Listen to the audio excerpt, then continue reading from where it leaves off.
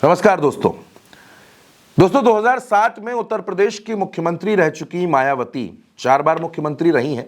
2007 से मायावती का प्रदर्शन लगातार खराब हुआ। आज की तारीख में उत्तर प्रदेश में मायावती के पास विधानसभा में सिर्फ एक विधायक है, उमाशंकर सिंह बलिया से आते हैं। लोकसभा में मायावती की पार्टी 0 है और मायावती अब ये चाहती हैं कि उनकी पार्टी मजबूत हो। उन्होंने लखनऊ में रैली भी की थी।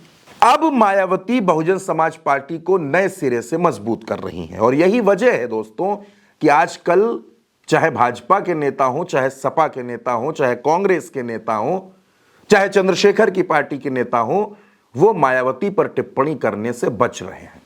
अखिलेश यादव ने तो अपनी पार्टी के कार्यकर्ताओं और नेताओं को साफ तौर पर एक फरमान जारी कर दिया।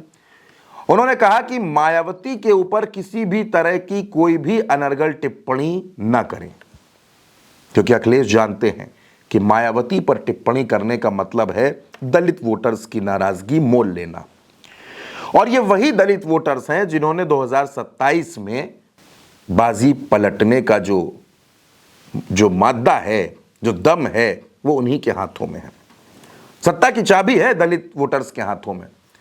2024 के लोकसभा चुनाव में दलित वोटर्स बड़ी तादाद में, बड़ी ताकत के साथ अखिलेश यादव के साथ जुड़े, इंडिया गठबंधन के साथ जुड़े। फायदा यह हुआ कि अखिलेश यादव को 37 सांसद मिल गए।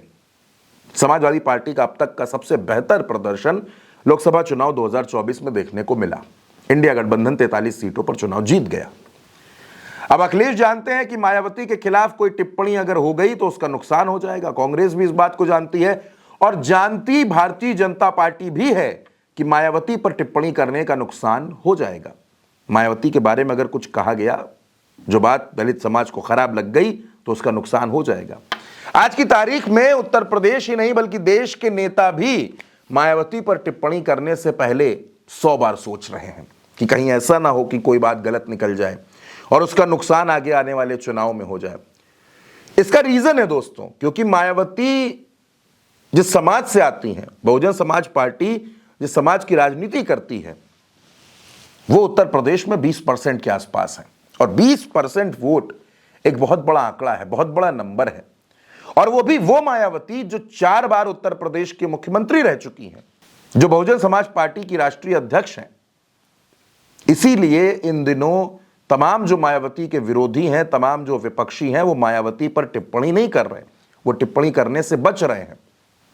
और मायावती लगातार बहुजन समाज पार्टी को मजबूत कर रही हैं।